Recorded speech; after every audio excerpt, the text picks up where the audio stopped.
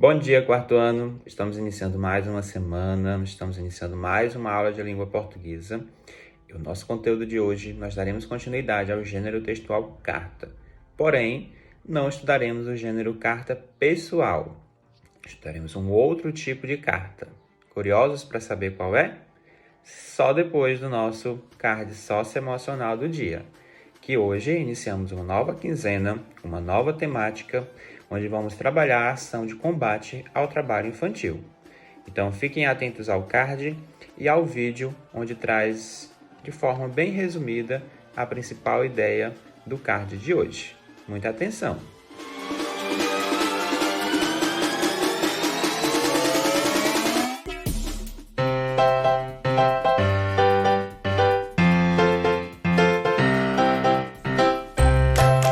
A cada dia no Brasil, milhares de crianças e adolescentes sofrem com o trabalho infantil e a maioria deles nem sabem que está fazendo parte desse número. O trabalho infantil é proibido e retira da criança algo que ela nunca terá de volta: a infância. A infância tem um papel fundamental na formação de qualquer indivíduo e deve ser respeitada. Entretanto, sabemos que essa não é a realidade de toda a população infanto-juvenil. Só no ano de 2016, mais de 150 milhões de crianças e adolescentes entre 5 e 17 anos foram vítimas de práticas de trabalho infantil no mundo. E além disso, quase metade delas exerciam trabalhos perigosos. Infelizmente, no Brasil, muitos jovens ainda sofrem com esse tipo de abuso. A Constituição Brasileira, artigo 7º, inciso 33, define o que é trabalho infantil. É todo trabalho executado por crianças e adolescentes menores de 16 anos, exceto na condição de menor aprendiz, que só é permitida após os 14 anos. Porém, todo o trabalho deve ser conciliado com o estudo, que vem em primeiro lugar. Sabendo disso, a Organização Internacional do Trabalho criou uma lista com as piores formas de trabalho aos quais crianças e adolescentes são submetidos: escravidão, exploração sexual, tráfico de drogas, trabalhos insalubres, trabalhos perigosos. Não podemos mais permitir que isso ocorra. Lugar de criança é na escola. Além dessas formas, ainda é muito comum vermos trabalho infantil nas ruas e trabalho infantil doméstico. Ainda que possam não parecer prejudiciais, as consequências desses trabalhos para as crianças são imensas, com impactos físicos, psicológicos, sociais e educacionais. Por exemplo, entre as crianças que trabalham é comprovado que existe maior incidência de repetência e abandono na escola. Podem também apresentar, ao longo de suas vidas, dificuldades para se relacionar com pessoas em razão da exploração a que estiveram expostas. Essa prática tem consequências tão negativas que a ONU estabeleceu a meta de, até 2025, acabar com o trabalho infantil em todas as suas formas. Mas para isso, contamos com seu apoio. Atitudes firmes para educar e combater o trabalho infantil são o dever de cada brasileiro. E um futuro melhor só depende de nós. Gostaram da temática? Tenho certeza que sim. Ao longo dessas próximas aulas, durante essa quinzena, nós vamos estar sempre trazendo mensagens voltadas a esta campanha. Quanto à nossa aula de hoje, como eu já me referi no início da videoaula, nós vamos trabalhar um tipo de carta diferente. Hoje, nós conheceremos algumas características importantes da carta de reclamação. Você já conheceu esse tipo de carta? Deixa aqui nos comentários.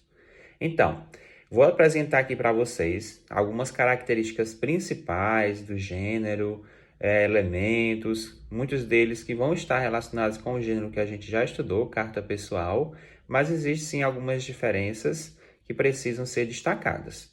Então, anotem o que for possível dessas características, pois tudo isso será importante para o estudo das próximas aulas, além, claro, da aula de hoje. Vamos lá! Olá, pessoal! Tudo bem com vocês? Hoje vamos conversar sobre um importante documento que pode nos auxiliar no nosso dia a dia, a Carta de Reclamação. Quando acontece algo imprevisto ou temos algum incômodo, algum problema para resolver, é importante sabermos escrever uma carta de reclamação para conseguirmos ter algum tipo de reparação por um dano sofrido ou para talvez também mudar uma situação. Quando escrevemos uma carta de reclamação, temos um problema a ser resolvido. Vamos ler juntos uma carta de reclamação? Aracaju, 22 de abril de 1996. À Prefeitura. Nós, do bairro do Lamarão, queremos pedir que finalizem a reforma na quadra da escola do bairro, pois esta vem acontecendo há mais de 6 meses e as crianças e jovens não têm podido usar esse espaço tão importante para eles. Desde o início da reforma, as crianças não têm tido educação física e a quadra, que também ficava aberta para a comunidade aos sábados, dessa maneira interditada, deixa de oferecer uma chance para as crianças terem lazer no bairro. Aguardamos providências para que a reforma seja concluída. Abaixo-assinados, moradores do bairro de Lamarão. Alan Costa Oliveira, Ana dos Santos Silva, André Jonas da Silva, Bruno José da Fonseca. Não vamos ler toda a lista de moradores que assinaram essa carta de reclamação, pois é uma lista muito longa para lermos aqui. Basta dizermos que os moradores são os remetentes dessa carta, ou seja, aqueles que escrevem e enviam a carta. O destinatário é a prefeitura. No início da carta, colocamos o lugar no qual foi escrita e colocamos a data. Essas são partes muito importantes, porque a carta é um registro das comunicações entre as partes envolvidas na situação. Por exemplo, podemos pensar que esta carta que acabamos de ler foi enviada em abril de 1996 e que houve uma resposta da prefeitura depois também via carta. Assim, houve uma troca de cartas que compuseram uma história sobre essa situação. E para entender passo a passo do que aconteceu, é importante ter o registro das comunicações entre as partes, entre os moradores e a prefeitura, ao longo de todo o esforço para a resolução deste problema. Além disso, o destinatário pode ser uma instituição ou órgão público, como uma prefeitura, uma secretaria, entre outros órgãos públicos. E é possível confrontar os registros feitos na carta e as ações concretas tomadas por cada um destes órgãos públicos envolvidos na situação. Ou seja, é possível verificar se as promessas feitas em uma carta da prefeitura, por exemplo, estão sendo de fato concretizadas dentro do prazo escrito em uma carta. Muito bem, agora vamos tentar responder qual é o problema que esta carta menciona. Sim, o problema é a interdição da quadra da escola do bairro. E compreendemos como aconteceu esse problema, pois foram detalhados os fatos. A reforma foi iniciada há mais de 6 meses e foram as consequências geradas por isso as seguintes: a impossibilidade das crianças terem educação física, a comunidade estar impossibilitada de usufruir da quadra.